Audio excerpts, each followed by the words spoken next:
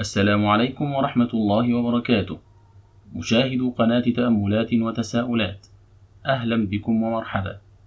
قد يتأمل البعض ما ورد حول أحداث الهجرة إلى الحبشة، ثم يتساءل في نفسه: لماذا كانت الهجرة إلى الحبشة؟ قد يتوقع البعض أنها كانت لمجرد الفرار من أذى قريش وبطشها، ولكن الحقيقة غير ذلك.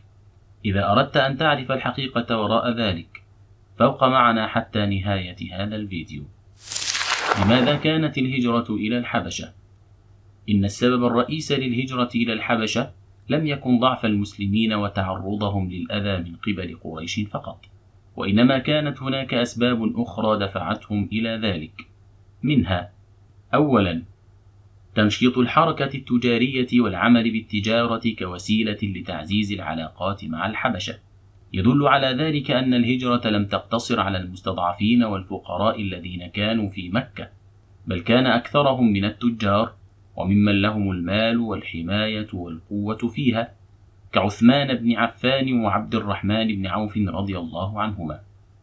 ثانيا، توسيع نطاق دعوة الإسلام لتكوين قاعدة انطلاق احتياطية بعيدة تنطلق به من جديد عند تطويقه في مكة أو المدينة.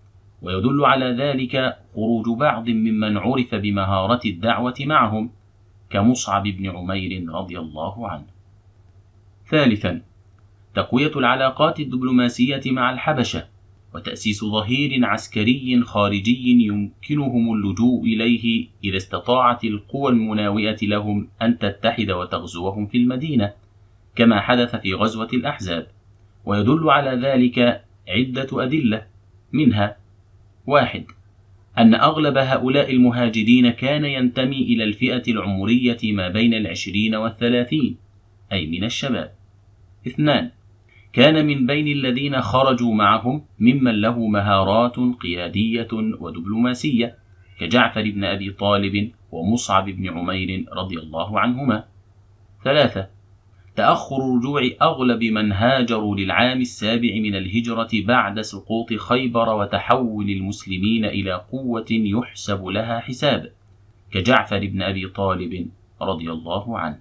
ومن هذا يتبين أن الهجرة في الإسلام لم تكن حركة انسحابية لمجرد الفرار من الأذى والاضطهاد، ولكنها في حقيقتها كانت محاولة لتغيير الواقع وتجاوز حالة الضعف والركود، وسبيلا لاسترداد الفاعلية لتحقيق الهدف والإقلاع من جديد. هذا والله تعالى أعلى وأعلم. وفي الختام، دعنا نتأمل ثم نتساءل: لماذا اختار النبي صلى الله عليه وسلم الحبشة دون غيرها لتكون وجهة للهجرة الأولى؟ لماذا لم يختر مثلا بلاد الفرس أو الروم أو أي مدينة عربية أخرى، أو حتى المدينة المنورة التي أصبحت وجهة للهجرة بعد ذلك؟ انتظرونا في الفيديو القادم مع هذه التساؤلات، وصل اللهم على النبي المصطفى محمد وعلى آله وصحبه، والسلام عليكم ورحمة الله وبركاته.